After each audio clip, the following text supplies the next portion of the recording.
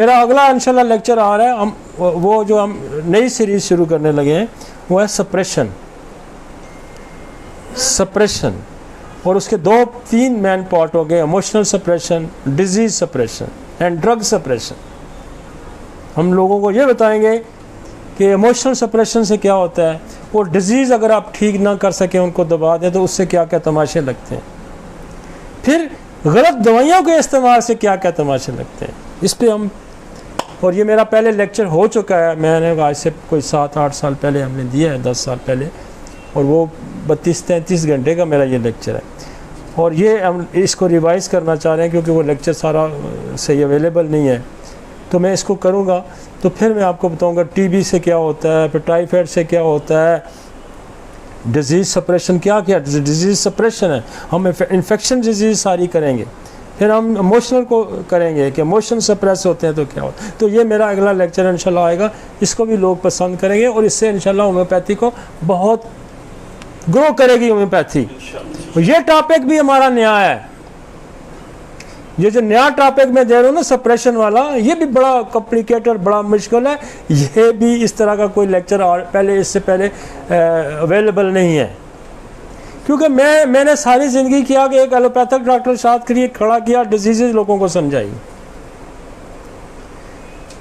हमने लोगों को डिजीज़ समझाई, आई स्पेशलिस्ट बुलाया, स्किन स्पेशलिस्ट बुलाया, ऑर्थोपेडिक सर्जन बुलाया, कार्डियोलॉजिस्ट बुलाया, गायनाकोलॉजिस्ट बुलाया, साइकोलॉजिस्ट बुलाया। तो हमने लोगों को पहले अब हम एक स्पेशली प्योरली होम्योपैथिक टच दे रहे हैं कि ये दबना क्या होता है, दबना, गलत इलाज, सप्रेशन किसको कहते हैं। लफ्ज़ एक सप्रेशन है, और जब हम उस पर निकलेंगे, उस पर बात करेंगे, तो फिर आपको पता लगेगा दुनिया में क्या क्या मसाइल हैं और किस तरह से गलत इलाज से क्या क्या हुआ है। और वो इंशाल्लाह, और वो जब आप पढ़ेंगे तो होम्योपैथी इंशाल्लाह और निखरेगी और एलिब्रेट होगी, इसको और लोग अच्छे तरीके से समझेंगे, और फिर इनको पता चलेगा कि what is the case take, इसको पता है या नहीं पता।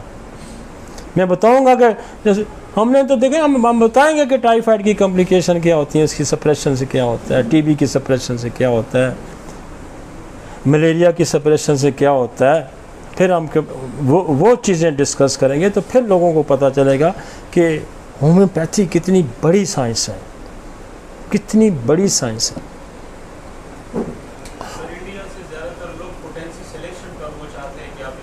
नहीं, पोटेंसी सिलेक्शन पे मैं कम्प्लीमेंट्री या उस पर जो रिलेशनशिप पे जो दोस्त है मेरे साथ जो बैठे होते हैं, ये कुरैशी साहब हैं या भुट्टा या इजाज़ अली, सारे मुझे कहते हैं कि रिलेशनशिप पे एक हम लेक्चर करेंगे कि दवाइयों की जो तालमेल है, एक दूसरे के साथ उनका तल्लक है, पोटेंसी कब कहाँ सेलेक्ट करनी है, ये हम इंशाल्लाह इसको करेंगे कि पोटेंसी का बड़ा रोल है, पोटेंसी का रोल बहुत बड़ा है। और उसको बाद दफ़ा मैं कहता हूँ ना, जैसे हम स्टेफिस हमारे पास है, एस्टी लागो है, फ़र्ज़ करें हम मास्टरबेशन में देते ही 30 में है,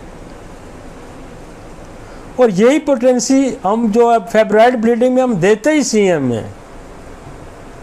वो पिछले दिनों भी एक केस बड़ा मशहूर हुआ कि मुझे खातून है और हमारी कोई डॉक्टर है वहाँ मुल्तान से, तो उन्होंने मुझे कॉल की कि जी मेरी बेटी को जो 2018 में भी जो है ना उसको अबॉर्शन हो गया था 6ठे महीने में या 7ठे महीने में, तो इस दफ़ा फिर वो जो है ना उसको वही लेबर पेन शुरू हो गए हैं। तो नूर मोहम्मद ने अपनी किताब में लिखा है लेडी डॉक्टर में कि जल्सीम अगर 1 हम देते हैं तो वो डिलीवरी रोक देती है, और जब जल्सीम CM में देते हैं तो वो डिलीवरी करा देती है।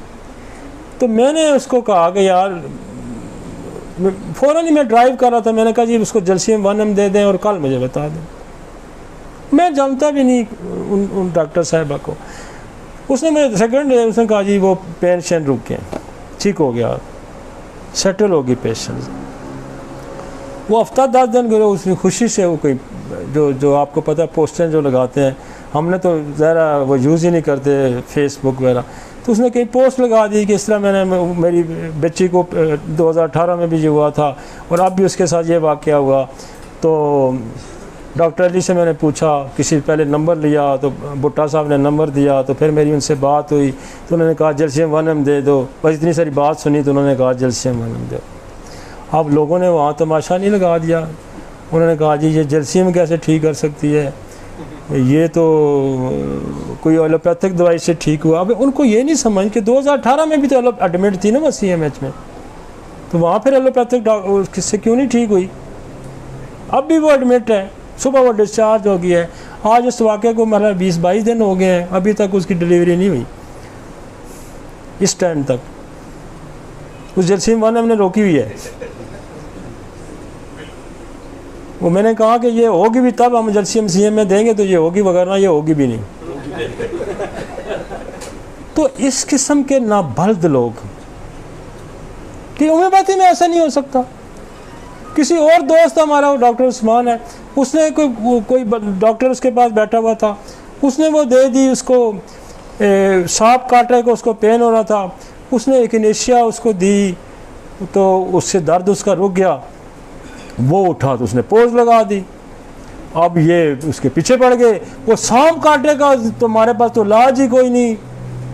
यार आप होम्योपैथ हैं या आज सिस्टम के आप मुखालिफ हैं, आप इस सिस्टम के दुश्मन हैं कि आप कहते हैं होम्योपैथी में इसका इलाज ही कोई नहीं, जल्शियम से ऐसा हो ही नहीं सकता।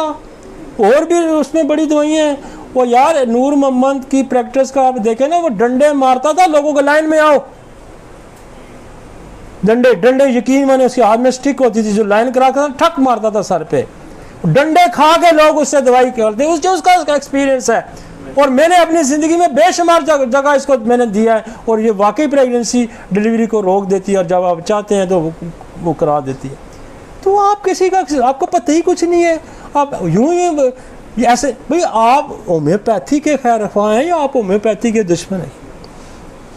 अब जो वो पढ़ेगा, एक लेमैन पढ़ेगा या कोई दूसरा डॉक्टर एलोपैथिक पढ़ेगा, वो कहेंगे यार ये देखें इनके अंदर से बंदे जो हैं वो कहते हैं ये ऐसा हो नहीं सकता, और ये फॉल क्लेम करते हैं।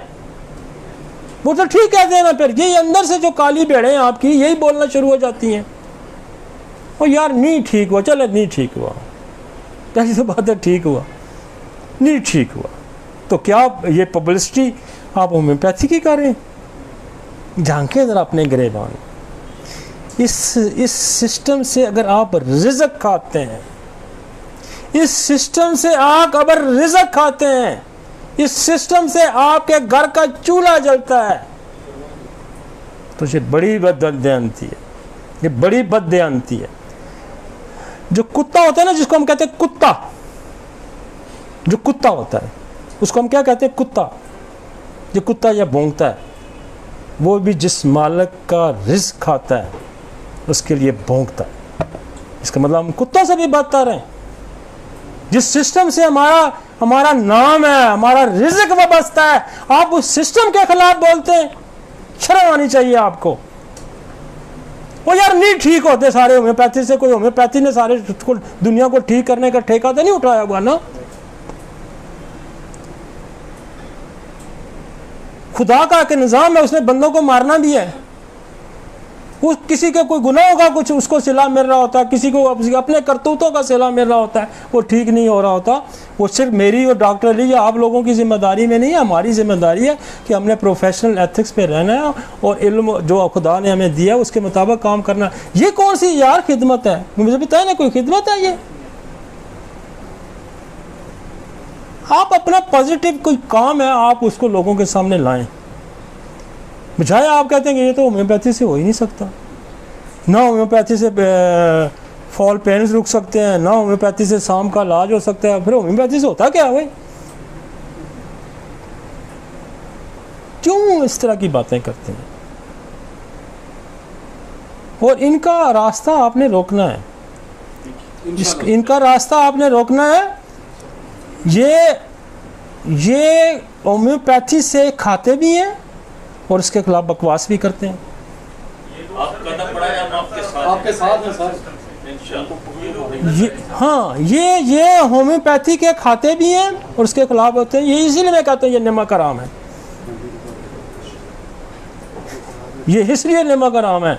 ये एहसान फरामोश है। होम्योपैथी का इन पे एहसान है कि ये अपने आप को साथ डॉक्टर लिखते हैं।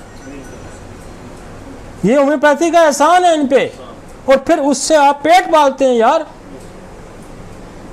उससे आप पेट पालते हैं अपना, उससे तो रिज़्क तुम्हारा वाबस्ता है। उस रिज़्क का भी तुम उस रिज़्क का भी तुम्हें ख्याल नहीं है कि जो जो जो सिस्टम तुम्हें रिज़्क दे रहा, आप उसके भी खिलाफ बोलते हैं। मेरे खिलाफ बोलना है तो आओ किसी और तरीके से बोलो। जर्सियों के खिलाफ तो ना बोलो ना, इग्नेशिया के खिलाफ तो ना बोलो ना। मुझे मेरी ज़ात, आपको मेरा नाक नहीं अच्छा लगता, मेरे बाल नहीं अच्छे लगते, मेरा नहीं अच्छा लगता, तो आप मेरे खिलाफ बोलो, लेकिन सिस्टम के खिलाफ ना बोलो। सिस्टम के खिलाफ मत बोलो। सिस्टम के कोई खराबियां भी होती हैं सिस्टम के अंदर, भाई खामियां भी होती हैं। आपने उस पर पर्दा डालना है कि गलत कह रहा हूं मैं, आपने उस पर पर्दा डालना है।